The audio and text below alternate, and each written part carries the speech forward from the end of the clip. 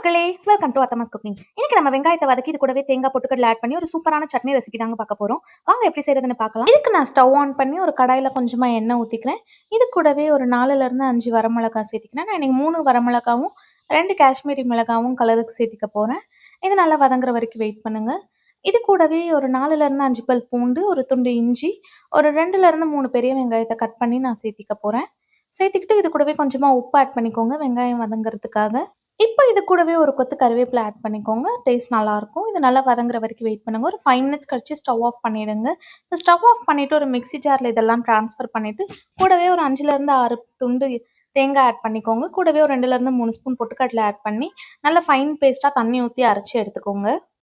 இப்போ அதே கடாயை ஸ்டவ் ஆன் பண்ணி வச்சுட்டு இது கூட கொஞ்சமாக எண்ணெய் ஊற்றி கடுகு, உளுத்தம் பருப்பு, கடலைப்பருப்பு ஆட் பண்ணி கொஞ்சமாக கருவேப்பிலை ஆட் பண்ணிவிட்டு கருவேப்பிலை பொரியிற வரைக்கும் வெயிட் பண்ணுங்கள். இப்போ ஸ்டவ் ஆஃப் பண்ணிவிட்டு இது கூடவே இப்போ நம்ம அரைச்சி வச்சுருக்கோம் இல்லையா சட்னி, அதை இதில் கொட்டிட்டு இதில் கொஞ்சமாக தண்ணி ஊற்றி மிக்ஸ் பண்ணிக்கோங்க. ஸ்டவ் ஆஃப் பண்ணி வச்சுடுங்க மறக்காமல். நீங்கள் இப்போ தண்ணி ஆட் பண்ணியிருக்கிறதுனால உப்பு வந்து செக் பண்ணி பார்த்துக்கோங்க. கம்மியாக இருக்கிற மாதிரி இருந்தால் கொஞ்சமாக ஆட் பண்ணி மிக்ஸ் பண்ணிவிட்டு சர்வ் பண்ணிங்கன்னா சூப்பராக இருக்கும். இந்த சட்னி ரெசிபி பார்த்தீங்கன்னா பணியாரத்துக்கு ஒரு பர்ஃபெக்ட் காம்பினேஷனாக இருக்கும். கண்டிப்பாக ட்ரை பண்ணி பாருங்கள். இந்த வீடியோ பிடிச்சிருந்தா மறக்காமல் லைக் பண்ணுங்கள். அப்படியே எங்கள் சேனலுக்கும் சப்ஸ்கிரைப் பண்ண மறந்துடாதீங்க. தேங்க்யூ.